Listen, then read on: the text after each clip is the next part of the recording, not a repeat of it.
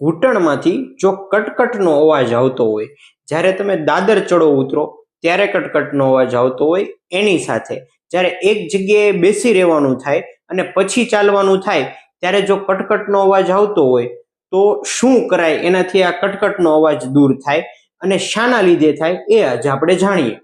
પેલી જે વસ્તુ કે કેલ્શિયમની શરીરમાં ઉણપ હોય એના કારણે આ ઘૂંટણનો કટકટનો અવાજ આવતો હોય છે. તો પેલી જ વસ્તુ, બેસ્ટમાં બેસ્ટ સોર્સ એટલે કે જે ગાયનું દૂધ હોય છે એ રેગ્યુલર 1 ગ્લાસથી 1.5 ગ્લાસ પીવાનું ચાલુ કરવું જોઈએ. બીજી વસ્તુ કે 1 મુઠ્ઠી ડાળિયા દરરોજ રેગ્યુલર તમારે ખાવાનું ચાલુ કરવું જોઈએ.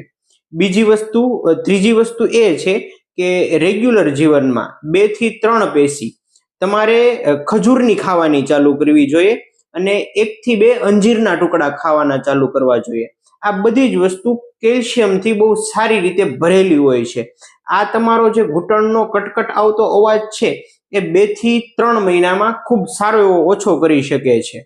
અને આ જે તકલીફ છે એને દૂર કરવા માટે આ જે પ્રયોગ છે રેગ્યુલર તમારે 2 થી 3 મહિના કરવો જ પડે છે.